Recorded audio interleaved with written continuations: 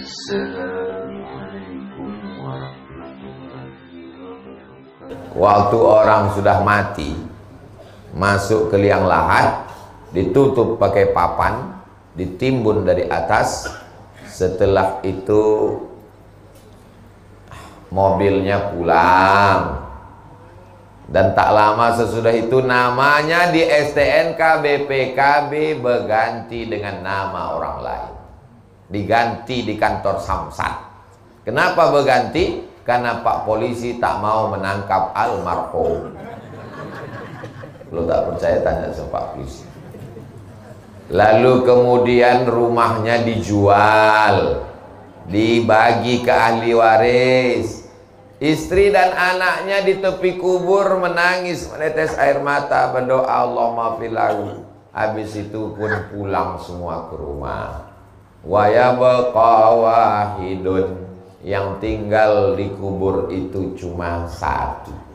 Yang satu yang mengalir itu yang disebut Nabi shadaqatun jariyah. Jariyah artinya mengalir sampai hari kiamat. Kalau membacakan Al-Fatihah mesti disebutkan ila ruhi fulan bin fulan Al-Fatihah, baru sampai. Tapi kalau untuk sedekah jariyah, siapa yang berwakaf tanah Surau Ad-Din nih, saya tak tahu namanya. Tapi dari mulai ayat yang saya baca jadi imam tadi, tausiah, zikir dan doa, mengalir pahalanya ke orang yang berwakaf Surau Ad-Din sampai hari kiamat.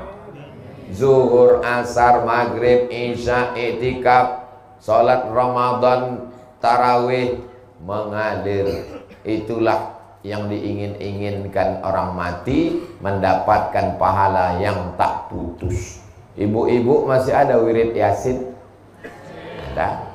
Begitu pas, jangankan mati, maaf cakap, sedang halangan aja udah tak datang. Ibu anu kok nggak datang? Ya dia belum bisa datang. Kenapa? Anaknya masih kecil. Oh, ibu yang satu lagi anaknya kan udah besar. Anak yang besar tuh pula menitipkan anak kecil. Dulu tak datang wirid Yasin menjaga anak, sekarang tak datang wirid Yasin menjaga cucu. Belum lagi mati udah berhenti wirid Yasin. Tapi ada yang mengalir sampai hari kiamat. Itulah dia shadaqatun jariyah. Bapak ibu mau dapat amal mengalir sampai hari kiamat tak putus? Lunaskan hutang Surau Ad-Din. Ini memang iklan ini setiap 5 menit kali mesti diulang terus. Jadi ingat dia. Yang keempat, orang-orang mati itu ditanya sama Allah. Orang mati itu bisa tak ngomong? Tak bisa. Oh, jadi pas malaikat menanya, "Man rabbuka?" Tak bisa. "Man nabiyuka?" Tak bisa. "Ma kiblatuka?" Tak bisa. Orang mati itu bisa tak bicara? Bisa. Kenapa kita tak mendengar? Kalau sampai kita dengar, mati kita. Allah sayang sama kita. Mau kesini pula duluan infaknya. Saya sangka dari sana tadi, rupanya dari sini duluan.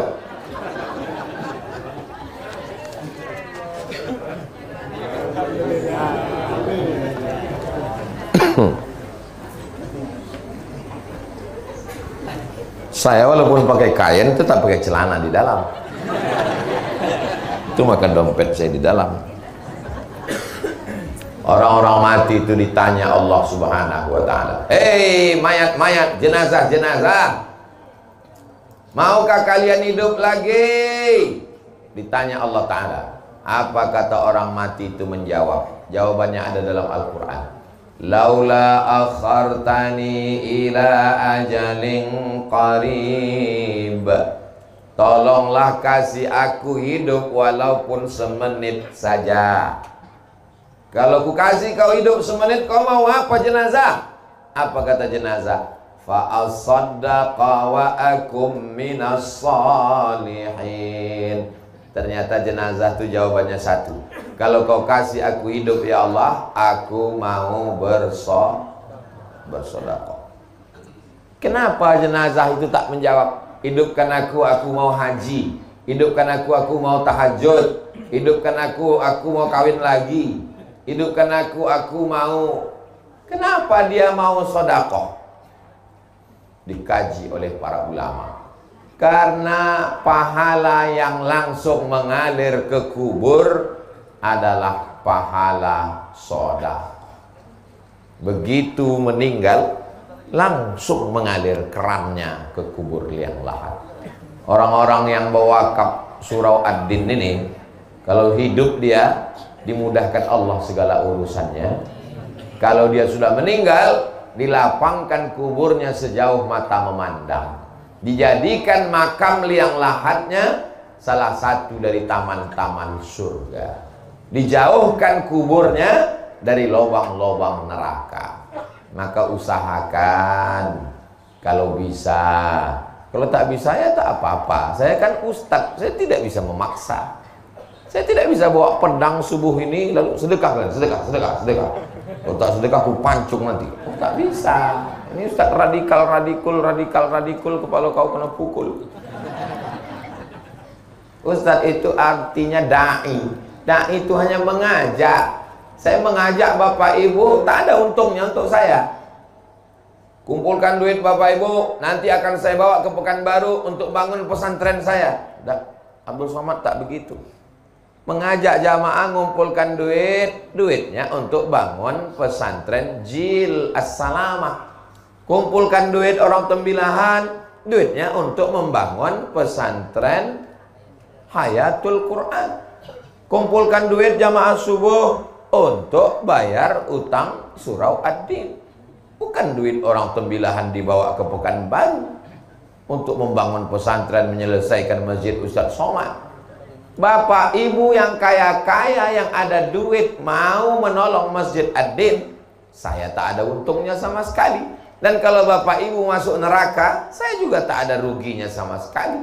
Cuman kalau saya masuk surga nggak ada Bapak Ibu, rasanya nggak enak. Nggak ada lo, nggak rame guys. Orang beriman itu tidak egois. Orang beriman itu kalau masuk surga, dia tidak hanya sekedar jumpa bidadari, makan, minum, dak. Yang pertama dia tanya, kawanku di surau ad-din dulu mana? Kemana kawanku yang ada di surau ad-din dulu? Rupanya orang surau ad-din sudah masuk surga Jannatul Firdaus semua insyaallah. Amin. Sebagaimana kita bersama di surau ad-din, begitu jugalah nanti kita bersama Rasulullah sallallahu alaihi wasallam. Saya yakin dan percaya surau ad-din ini nanti ke depannya besar karena lapangannya masih luas, berubah menjadi, ini dekat dari masjid. Jauh. Nah, kalau dekat dari masjid dia tak bisa dua masjid berdekatan Jumat kalau jamaahnya tak cukup, apalagi dalam mazhab Syafi'i yang ketat. Tapi kalau masjid jauh, ini dirubah nanti ke depan lebih besar, ada MDA-nya. Kalau tak bisa ke samping, ke atas. Kalau tanahnya luas, ke samping. Kalau tanahnya tak luas, naikkan bangunan ke atas. Di Pontianak, Kalimantan Barat, ada masjid Ustadz Lukman. Di pemukiman saudara kita Tionghoa, tak bisa lagi ke samping, dinaikkan ke atas. 6 lantai masjidnya. Bisa. Di lantai atasnya ada kantor, takut pula tersangkut di kipas. Di lantai atasnya ada hotel, dibuat hotel bintang 5. Di atas lantai atasnya ada ruang pertemuan convention hall. Di bawahnya masjid. Bisa saja, di Mesir banyak begitu. Di bawah masjid, di atasnya hotel, di atasnya kondominium, di atasnya apartemen. Bisa saja ke depan, di bawahnya masjid surau ad-din, di atasnya adalah hotel, di atasnya kantor. Hotelnya hotel syariah. Sehingga Ustadz Somad nanti kalau ceramah ke Tembilahan, ustadz-ustadz yang datang dari Pekanbaru, dari Banjarmasin, dari Banjarbaru, yang datang ke Tembilahan, dia tidak lagi tinggal di hotel, tapi tinggalnya di hotel syariah di atas surau ad-din insyaallah. Amin. Kira-kira Ustadz Somad dapat tak amal jariahnya? Dari bunyinya macam-macam tak setuju. Bapak Ibu yang dimuliakan Allah, saya datang ke Surau Ad-Din ini menumpang tuah. Kalau kata orang Melayu, menumpang tuah. Yang bertuah itu orang Surau Ad-Din. Datang saya menumpang tuah, sehingga kalau mengamal amal jariah dapat setetes dari Jilus Salama, dapat setetes dari Surau Ad-Din, dapat setetes. Tah dari mana amal jariah mengalir itu? Mana kita tahu? Kita tak tahu tah mana doa orang-orang yang soleh, yang ikhlas ini yang menembus pintu langit sehingga kita masuk ke dalam surga Allah. Makanya jangan kita zolimi orang, jangan aniaya orang, jangan susahkan orang. Termasuk ceramah jangan panjang-panjang. Udah tahu orang tegak berdiri, panjang-panjang ceramah. Tak didoakan orang nanti. Iya kan, Bo? Iya kata Ibu tuh. Makanya Ustadz Junaidi tadi udah dibatasinya 6.15 selesai. Supaya apa? Supaya bapak ibu yang di luar, yang basah kena hujan, dia tahu, ditengoknya handphone. Oh, jangan kita bubar, 5 menit lagi, sabar-sabar. Kalau banyak orang ceramah sekarang tak tahu selesainya entah jam berapa. Akhirnya langsung dia update status, kapan berakhir penderitaan ini. Berikutnya yang ke memang kalau belum sarapan nih susah ingat memang. Berikutnya yang kelima. Yang kelima, Bu. Nah, setelah kita masuk ke liang lahat, mengalir dapat amal jariah, akhirnya ditiupkan sangkakala. Waktu ditiupkan sangkakala, bangkit kita dari kubur. Idza sama'un fatarat, langit terbelah. Wa idzal kawakibun tasarat, planet bertabrakan. Wa idzal biharu fujjirat, air laut naik ke darat. Wa idzal quburu bu'athirat, semua yang dikubur dibangkitkan. Bangkitlah kita semua dari kubur. Tidak ada atap, tidak ada tenda. Tukang penyewaan tenda pun mati tak bawa tenda. Gunung-gunung Pak Ustadz, wa takunul jibalu kal ihnil manfush, gunung-gunung macam bulu kambing dihembus angin. Lalu di mana kita bernaung? Yang kelima, kullu mri'in tahta zilli shadaqatihi, orang nanti akan bernaung di bawah sedekah. Jadi kalau ada di antara bapak ibu yang bersedekah 50 juta, utang 130, dikasihnya 50, itu nanti di padang mahsyar atapnya itu terbuat dari beton. 30 juta itu betonnya setebal inilah. Dia santai. Pas santai, itu yang santai itu siapa? Itulah orang Tembilahan itu. Yang kaya itu. Kalau yang bersedekah 10.000 Pak Ustadz, payung lah. Datang angin kencang naik dia ke atas. Kalau yang 5.000 Pak Ustadz, kardus. Kalau yang 2.000 Pak Ustadz, koran. Kalau ada yang mau masukkan tadi ke kresek tadi 2.000, nah nanti nampak tuh di akhirat. Nah itu udah dia. Kullu mri'in tahta zilli shadaqatihi, semua orang akan bernaung, berlindung, beratap di bawah ada yang tenggelam dengan keringatnya sampai ke lutut, ada yang tenggelam karena keringatnya sampai ke pinggang, ada yang tenggelam karena keringatnya sampai ke leher. Kepanasan di padang mahsyar. Datang mereka menghadap ke Nabi Adam. Adam, tolong menghadap Allah, kami tak tahan lama-lama menunggu. Kata Adam, aku tak sanggup menghadap Allah, aku malu. Dulu kata Allah, jangan makan buah kuldi, ku makan juga. Datang mereka menghadap ke Nabi Nuh. Kata Nabi Nuh, aku malu menghadap Allah, karena anakku Kan'an mati tenggelam kafir. Mereka datang menghadap ke Nabi Isa. Kata Nabi Isa, aku malu. Mereka membuat patung menyembah aku. Akhirnya mereka datang kepada Sayyidina wa Maulana wa Syafi'ina wa Zuhrina wa Qurrati A'yunina Muhammad sallallahu alaihi wasallam. Itulah mengapa kita generasi yang terakhir, kalau bahasa tembilahannya last edition. Kita memang umat yang terakhir, umat yang paling kecil, umat yang paling pendek, umurnya paling singkat, tapi kita lebih dulu masuk surga. Kenapa? Karena Nabi kita lah yang berani menghadap Allah Subhanahu wa ta'ala. Jadi selama beribu tahun di padang mahsyar itu, siapa yang menyelamatkan kita? Di mana kita bernaung? Kata Nabi, kullu mri'in tahta zilli shadaqatihi. Setiap orang bernaung di bawah sedekahnya. Beruntungnya orang yang membangun surau Ad-Din ini, maka nanti ketika kamu menghadap Allah di padang mahsyar, dia di bawah naungan sedekahnya. Bertuahnya orang yang bersedekah subuh ini, maka ketika nanti di padang mahsyar dia bernaung di bawah sedekahnya, insya Allah. Berikutnya yang keenam. Yang keenam itu adalah kata Nabi sallallahu alaihi wasallam, ma min muslimin yusbihu. Kalau ada orang Islam yang nyawanya sampai subuh, kita nyawa kita sampai tak subuh nih? Karena sampai inilah kita hidup. Kalau tak sampai udah mati kita tadi malam. Datang saya melayat jenazah. Gimana suami ibu malam tadi? Malam tadi dia tidur Pak Ustadz, nonton TV, megang handphone.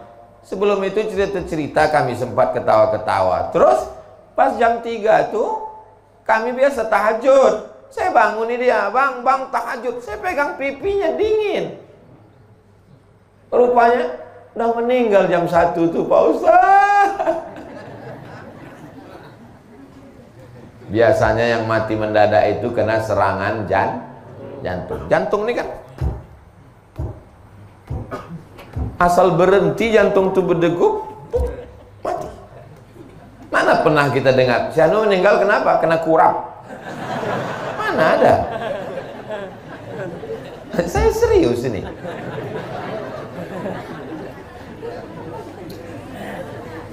Orang mati karena jantung berhenti berdetak. Kalau jantung berhenti berdetak, darah tak mengalir. Kalau darah tak mengalir ke otak, semua organ tubuh ini mati. Bensinnya tak jalan. Habis, mati, selesai. Kenapa kita hidup? Karena darah mengalir. Coba ikat kaki itu sebelah paha tuh, ikat pakai tali agak 1 jam. Habis itu coba rasakan ujung kaki. Ada rasanya? Tak ada. Mati rasa. Kenapa mati rasa? Karena darah tak mengalir. Kenapa darah tak mengalir? Karena diikat pakai tali. Begitulah kalau seluruh badan kita ini darah tak mengalir, mati. Kenapa darah mengalir? Karena jantung menyemburkan darah. Dokter hanya bisa menjawab sampai di situ. Kenapa orang hidup? Karena jantung menyemburkan darah. Kenapa jantung bergerak? Tak bisa menjawab. Kenapa jantung bergerak? Yang bisa menjawab itu hanya orang yang berakidah, bertauhid. Karena Allah meniupkan ruh. Ketika ruh itu dicabut, maka jantung pun berhenti berdetak. Dan berubahlah darah menjadi nanah. Darah itu berubah menjadi nanah, daging membusuk, biji mata keluar mengelupas, rambut yang selama ini habis 30% anggaran belanja untuk beli sampo. Habis, rambut mengelupas dari kepala, usus membusuk, pecah. Dan cacing datang menyerang. Apa kata cacing? Brownies sudah siap. Akhirnya kita hanya setumpuk daging busuk yang akan menjadi santapan cacing tanah. Alhamdulillah subuh ini kita hidup. Dan tadi kita katakan alhamdulillahilladzi ahyana ba'da ma amatana wa ilaihi nusyur. Siapa yang hidup subuh, dikirim Allah 2 malaikat. Yang satu malaikat berdoa. Apa kata malaikat? Allahumma ati munfiqan khalafa. Orang yang bersedekah, kasihlah dia ganti. Jadi yang bersedekah tadi yang bersedekah masukkan duit, itu semuanya sudah dapat doa malaikat subuh. Maka nanti digalakkan, digiatkan sedekah subuh Masjid Surau Ad-Din. Bapak Ibu setuju? Gimana kabar Surau Ad-Din? Ustadz Junaidi, alhamdulillah Ustadz Somad, sejak Ustadz galakkan sedekah subuh, makin berkurang jamaah subuh. Janganlah gara-gara itu tak ke surau. Karena kita mau mendapatkan doa malaikat ini. Lalu Pak Ustadz, kalau yang nggak bersedekah gimana Pak Ustadz? Allah tuh adil. Yang nggak bersedekah dikirim Allah malaikat satu lagi. Berdoa juga, didoakan juga. Bunyi doanya, Allahumma ati mumsikan talafa. Yang tak bersedekah binasakanlah dia. Jadi yang tak bersedekah tadi, yang waktu kok kresek lewat dia pura-pura khusyuk mendengar pengajian. Saya terus terang tak bisa membela, kalian tengok aja lah nanti sampai sore. Biasanya binasanya itu berawal dari pertama sendal hilang, habis itu helm hilang, terus lama-lama laki hilang. Doa malaikat itu pasti kabul. Ini hadisnya sahih nggak Pak Ustaz? Hadisnya ada dalam Sahih Al-Bukhari, ada dalam Sahih Muslim. Hadis tersahih dalam Ahlus Sunnah wal Jamaah. Allahumma ati munfiqan khalafa. Setiap subuh. Tapi subuh ini saya nggak bawa uang Pak Ustaz. Cincin kami terima. Mana kresek kita? Bawakan sekali lagi. Banyak ibu-ibu ini yang mau ngasih cincin, jam. Besok jalan sekali lagi Pak. Ada kunci motor, masukkan. Kunci berangkas, masukkan. Saya melihat orang Mesir bersedekah. Begitu dibawakan goni beras, langsung orang Mesir, ibu-ibu, emak-emak Mesir itu membuka cincinnya, rantainya, gelangnya, masuk semua. Tengah saya nengok. Begitu dibuat di Indonesia, mereka buka carinya mana yang paling kecil. Oh, enggak jadi. Ada satu yang masukkan, begitu dibawa ke toko Cina, ayah imitasi lah. Kecuali di Tembilahan. Tembilahan ini orangnya orang-orang radikal. Tembilahan. Pulang sholat Jumat di Masjid Al-Huda kemarin, saya posting 2 video. Susah mau keluar masjid. Di tempat lain biasa, mau lewat-lewat lah. Di sini luar biasa. Pondok pesantren bertumbuhan. Maulid paling ramai Tembilahan, Indragiri Hilir. Orangnya orang-orang militan. Misalnya kan saya yakin ini utang Ad-Din ini lunas subuh. Pokoknya apapun judulnya, ujungnya utang ini lunas. Berikutnya yang ketujuh. Yang ketujuh adalah bahwa Nabi Shallallahu Alaihi Wasallam mengatakan, shadaqatus sirri tadfa'u mitatasu. Shadaqah menolak mati su'ul khatimah. Jangan bangga dengan zikirmu, jangan bangga dengan amalmu, jangan bangga dengan ibadahmu, karena kau belum tentu selamat kalau mati dalam keadaan su'ul khatimah. Kita mau mati dalam keadaan husnul khatimah. Anak kita yang membisikkan ke telinga, la ilaha illallah. Iya kalau matinya di rumah, kalau matinya di pesawat, kalau matinya di rumah sakit, ruang ICU, security pun tak boleh masuk. Yang bebas masuk cuma malaikat maut. Kalau matinya dalam kecelakaan lalu lintas, nauzubillah, siapa yang membisikkan ke telinga kita la ilaha illallah, tapi ada orang yang dijamin matinya husnul khatimah. Siapa dia? Orang yang bersedekah.